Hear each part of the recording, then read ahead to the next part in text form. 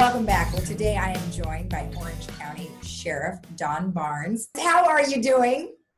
I am doing well. Thank you for asking. It's been a very difficult 17 months on everybody. We've been very busy within the Sheriff's Department driving our response to the pandemic, both in resources and personnel. And of course, the jails have been impacted there as well. We've had over 60 protests after the incident that took the life of George Floyd over a year ago. 3 wildfires in support of our brothers and sisters at the Orange County Fire Authority, and we've been very busy, but I'm proud to be serving as the Sheriff of Orange County.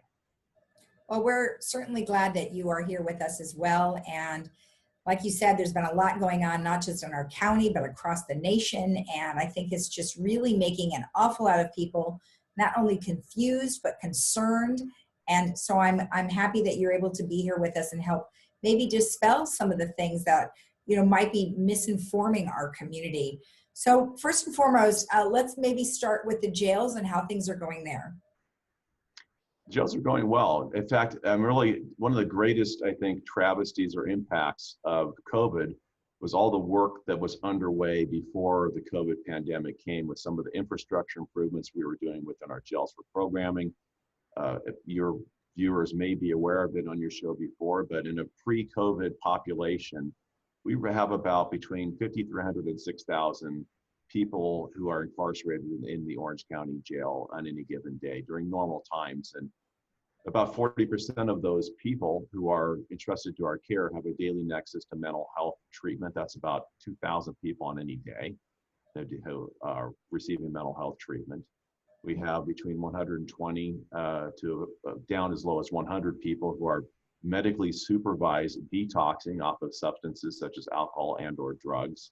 And we have a significant population who are experiencing homelessness, and having all those people here creates an opportunity for us. And I'm not saying opportunities because they're incarcerated, but we've tried to connect them to services while they're in custody to get them both into mental health stability and into sobriety. And then when they're getting ready to be released, connecting them to post-custody programming so they can maintain their success while they're in our jails. And that's dependent on a lot of factors, but we have a lot of good programs that we're doing. And many of these things now are being built out now that COVID is kind of waning and allowing us to do some of the infrastructure improvements and continue with some of the programming that we are going to do. One program I'm really excited about within our jails, and it's potentially a grant opportunity, but we're going to move towards it, whether we get the grant opportunity through the federal government or not, is bringing back vocational training within our correctional facility. And this has gone by the wayside decades ago within jails and some prisons, but we're going to bring back vocational training opportunities for men and women in our jails. Things like welding and electrical or whatever other skill that we can build upon them so that when they do get released, they get released into an employment opportunity with a prevailing wage and hopefully break that cycle of recidivism that occurs all too frequently. Our job is to, I want to put myself out of business. I don't want to be running a jail. And if I can keep people from coming back, that's the biggest half of the equation by stopping the cycle of incarceration. And we're really all in on this. I'm very proud of our staff with some of the programs they're creating. I didn't realize that the vocational program had gone away. You said it hasn't been in place for quite some time. Yeah, a lot of the jails, because of either lack of funding, and there's a lot of reasons why, but lack of funding is one of them. But we're trying to make an effort to put an investment in the people who are here so that we can put them back on their feet, lift them up, and put them on a path for success, if they're willing. I can't make everybody participate, obviously, but right. A lot of the vocational trainings have kind of gone by the wayside over the years because of funding lapse. And this grant opportunity that may be coming through Congress will bring up to $500,000 of monies into the county. There's a match component. We will match that if we have the ability, but it's a small match. And we'll be able to put this together. We've been talking towards this end, though, even without this grant opportunity, we've been talking towards implementing these programs with Santa Ana College, who would be the educational component of it. They bring the teachers in to teach these classes. Some capital improvements have to be made for workshops and things that allow the environment for the training to take place. But I think it's the right move to do, and I'm very excited about moving that direction.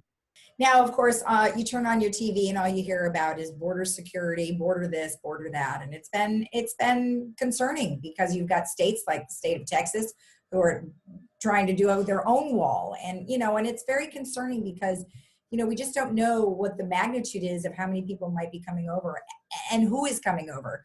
And we've talked a lot about in the past, the fentanyl issue, and it just seems like it's getting worse.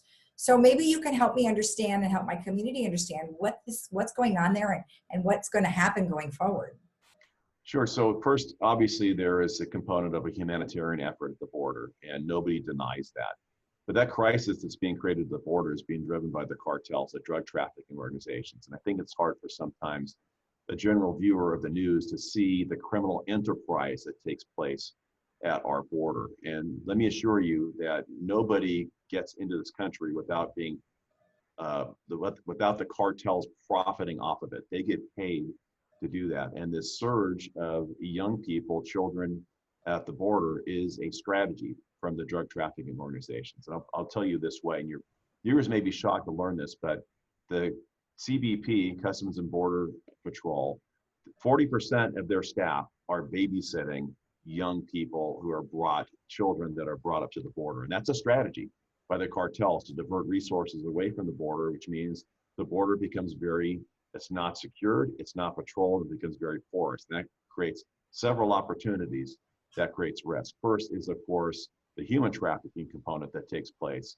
of those people. And some of these people are trying to gain access to our country aren't just people coming for work opportunities. They're bad actors. We know that we are stopping people at the border who are on no-fly lists from countries out of Africa who have ill intent. And we are catching them, but that means we may not be catching all of them, which of course is a very tricky and high-risk circumstance.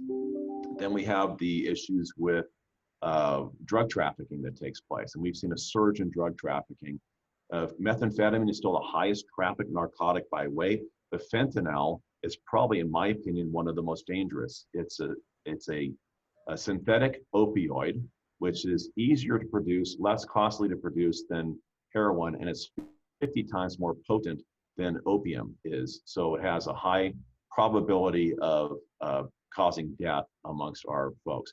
Several years ago, I've been proposing legislation being carried by Senator Pat Bates out of Laguna Niguel for some time, and we can't get it through the California legislature, but we have seen an increase year to year of trafficking of pure fentanyl, which if you touch it, have a skin contact, it can be lethal for you by contacting that. That we've seen the weights go up significantly. Just this last year, combined over the last several years, we've seized 388 pounds of pure fentanyl. That's 88 million doses of fentanyl coming into our country from south of the border that we've intervened, interdicted, and seized, but there's a lot still getting through. And we are the gateway to the rest of the western United States through by the I-5 and I-15 corridor coming from south of the border. And then we have the issue with fentanyl-related deaths that are taking place as well. Right. Notice I did not call them an overdose, because it's not. We have young people, teens and young adults, who are buying, although illegally, trying to get access to what they believe are pharmaceutical narcotics, such as Xanax or OxyContin or oxycodone. But these have no medicinal chemicals in it. They're pure fentanyl being laced and misrepresented as those pills, and our young adults and children are taking them. In fact, 3 out of 4 parents will find, when their child dies from a fentanyl-related death, find their child in their bedroom the morning after who has already been deceased. And that's a pretty tragic circumstance. Fentanyl-related deaths have gone up every single year over the last several years. Year to date, in the first half of 2020, there are 1,550 fentanyl-related deaths. And that's going to double from the previous year. We've seen a 1,441% increase. That's a 1,400% increase in fentanyl-related deaths over the last several years. And it's going to be we just dealt with a pandemic. This is going to be a new pandemic that this country is going to be dealing with, which is the fentanyl-related deaths as these drugs keep on trafficking across our border, which is why we need some semblance of border security to stop these ill-intended people by bringing either bad actors, drugs, or other things into our country. Now, fentanyl is not made here in the United States, is it? No, there is a pharmaceutical use for fentanyl. So it does have a pharmaceutical use, a medicinal use. Generally, it's intended with a fentanyl patch for those who are in, quite honestly, the last stages of life, usually because for cancer treatment, when the pain is too high to tolerate, and they'll use the fentanyl time-release patch. The fentanyl is being clandestine produced south of the border and trafficked in. And it's easier to traffic because 1 kilo of fentanyl is equivalent to 50 kilos of heroin. So it's easier to traffic in, has much greater value to the cartels than just heroin. In fact, most users who are addicts, the drug addicts, or those who have substance use disorders, are seeking out deliberately fentanyl for that better high, if you will, and they won't buy just pure or just heroin unless it's laced with fentanyl for that better product, which is a sad reflection of where we're going. And even beyond that, there's a new opioid synthetic called carfentanil, which is 100 times more potent than fentanyl, which is 50 times more potent than opium. We put a program in place 5 years ago called Naloxone. Naloxone is an opioid antagonist. It's a nasal spray like Narcan. All of our deputies carry it in patrol. We've had hundreds of interventions with this, Narcan or Naloxone, and been able to save a lot of lives by intervening first. And oftentimes we're the first people on scene because we're oftentimes transit mobile in the community. So when I talk about those fentanyl-related deaths, that doesn't include, and thank God, that does not include all the lives we've saved who didn't lose their lives because we intervened appropriately and saved the lives of young people who are just making poor decisions. We want to get them back on their feet. Right. Tell me again the name of what you just mentioned. It's a nasal spray. It's called Naloxone. It's like Narcan. Narcan is administered with a needle. Naloxone is a nasal spray. All of our deputies have been trained by medical professionals. They can administer it. It's also available over the counter. A lot of these users, oftentimes, that use fentanyl, will oftentimes have naloxone with them. So if one of their friends is using, goes too far, they try to bring them back to life. It's really a strange kind of environment in which some of these people operate, but it's also very dangerous because they're literally risking their lives on the fringe of how far they can go with drug use. Is it an instantaneous thing? So once you've sprayed it, it instantaneously revives you? It brings them right back. It's like watching somebody come back from the dead. And it depends. Sometimes it takes multiple doses. It could take 2, 3, 4, 5. The tricky thing with carfentanil, which is the other much more potent form of fentanyl, it's being billed as a fentanyl, an naloxone-resistant fentanyl. It's not resistant to naloxone. It's just so potent that there isn't enough fentanyl to intervene and stop the synapse from triggering. It actually blocks the effects of the opioid, but it's so potent that there's not enough naloxone potent enough to intervene and block carfentanil, or even a very high dose of fentanyl can not be reversed. We've had tremendous success, but that's not the answer. The answer is to intervene and stop this narcotic from coming into the country, and then educate young adults and anybody off of that, and then treat them appropriately to get them back into sobriety and maintain that sobriety long term. Exactly. But like you said, we need to cut off the source first before we can really address some of these other things. So thank you for that information. Frightening stuff for sure. So moving to it in kind of a different direction is, cybersecurity is something that, Laguna Woods Village was, we were attacked. I mean, we had a cyber attack and malware, and it was crazy. And we aren't the only ones, of course. There's so many others across the nation that are having this happen, and it's mostly being done by other countries. However, you are now part of something that is maybe not so much dealing with other countries, but what we're having right here in our own backyard. Yeah, I was recently appointed to the two different committees. The first is the Criminal Intelligence Coordinating Council, which is a group of law enforcement professionals that work with California Department of Justice, Department of Homeland Security, FBI, other federal partners, to have discussions about connectivity of technology and how we can appropriately intervene with some of these strategies. The other is with the Major County Sheriffs of America. I was appointed to the Intelligence Commander Group chair. I chair this committee that represents sheriffs across the nation and other police chiefs and other organizations Fusion Center Network, intelligence analysts, and others about how to appropriately and constitutionally protected. I want to make sure that people know this. We look at intelligence, how we operate in a constitutionally protected environment, to share information to make sure that we don't repeat 9/11 2 decades ago. So it's all about connecting the dots, making sure we are aware of the threat horizon.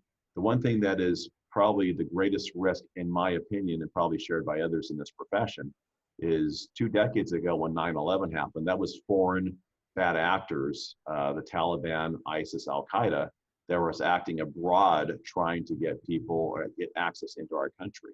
Today, our greatest threat is domestic violence, homegrown extremists. Domestic terrorism presents a very significant risk. And that's where that southern border really comes into play, when you have people that want to get access in here. But also they're gaining access to people by remotely recruiting them using technologies such as the dark web and other avenues, social media platforms where they can recruit them. The greatest risk today is not 20 people trying to fly in planes into buildings. That still presents a risk, but we've intervened and prevented that for 2 decades. Now it's spontaneous bad actors who aren't even on the grid. They act out without being known to law enforcement and act in very malicious ways, like driving cars into people or stabbing or spontaneous attacks. Those things are very, very high risk. And I think that this ability to represent not just Orange County, but the nation and these 2 committees is first a compliment. I'm very appreciative that I had the opportunity to be selected to do that. And some people may ask, why is Orange County involved? We have our own Fusion Center in Orange County. That's the 2nd highest producing fusion center in the nation. Fusion Centers is an information intelligence vetting network of open source information and dialogue that takes place laterally across the law enforcement spectrum. So we've been very deep into this business. Actually, before 9/11 even happened, we were in this arena trying to stop bad things from happening. But it's also, Orange County is a very high risk target nationally. We're actually 14th on the national platform for risk as a community, and people may not realize that. We kind of get overshadowed by Los Angeles and some of the big cities. But when it comes to commerce and tourism and industry, we are an economy in and of ourselves. So to be able to represent and protect us that way is huge. When you talk about the risk to, you mentioned Laguna Woods Village and the attack that happened specifically, this happens every single day. There are foreign bad actors trying to ping and infiltrate our data systems on a very routine basis. And you have a very unique population in Laguna Woods Village that I'm very endearing to, but it's also very high risk for other forms of attack through scams and other things. So I'll reiterate, we've covered this topic before, but don't click on emails from people you don't know. Don't open attachments from people emails that come into you. They're oftentimes malicious and will have malware and other types of things that can take over your operating system. And never give personal or information or financial information to anybody over the phone. These are people trying to get that information so they can steal from you. And I will be very clear on this. The IRS, the Orange County Sheriff's Department, they did not call you and tell you that you owe them money. There are other avenues in which that happens, but we will never call you and say, we need you to donate to a cause or ask you to pay off a warrant or something like that. Please do not fall prey to those scams. They work. The amount of money being lost through cyber scams increased significantly just from 2019 to 2020. And that's because people fall prey to them and they believe them, and it works. Yeah, and this is why I'm so happy we're able to speak with you, because we have to keep telling people about these things, because, we do get a little complacent at times and we think, oh, it's never going to happen to me. But sure enough, it's going to happen to you at some point. I mean, I must get more phone calls saying that there's a warrant out for my arrest. And that is scary. If you didn't know any better, you'd be like, no, wait a minute, why would that be me? Well, just to let you know, they target people. I get those phone calls too. That I have a warrant for my arrest and that I owe the IRS money, and it's just they're just this rolling scam that keeps on occurring. So the numbers to contact the Orange County Sheriff's Department for non-emergencies are 2 numbers. For South Orange County, that number is 949-770-6011, or for North Orange County, it's 714-647-7000. Either one of those numbers will get you to our non-emergency number. And of course, if anytime you're in an actual emergency where you need immediate assistance, please call 911. Yeah, we definitely need to make sure that there is some sort of way for them to contact. Now, it's only 1 minute to 11, and we haven't gotten to your police reform legislation. Do you want to take a couple minutes and talk about that? Sure. Police reform, obviously, after George Floyd, has been a hot topic. And first, let me tell you this: from a national perspective, some of the things being asked of law enforcement to do in Orange County Sheriff's Department specifically, we're already doing a lot of what's being recommended on a national platform about reporting bad peace officers, completing investigations. All those things we're already in.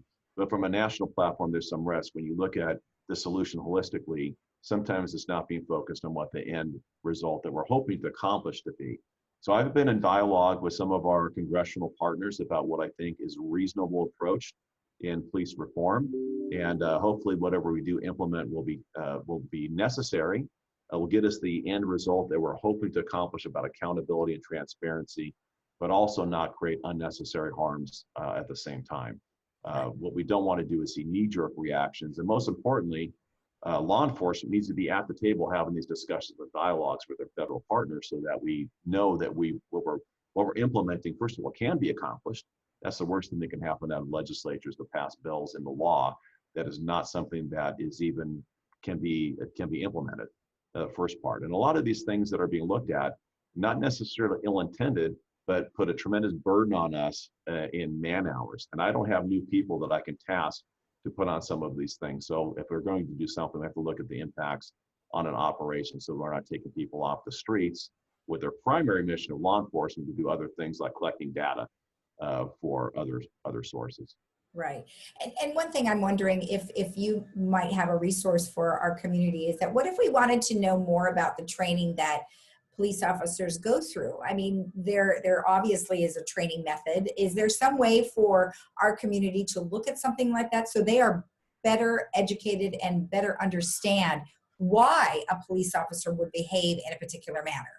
I will tell you the best resource for your community or any community with Orange County to learn about what we do is our Citizens Academy. It's put on several times a year. We had to take a little break during COVID for obvious reasons, but we're starting that back up as soon as we can. And this is an 8-week class where you come every evening at 6 o'clock to 8 o'clock, around that time frame.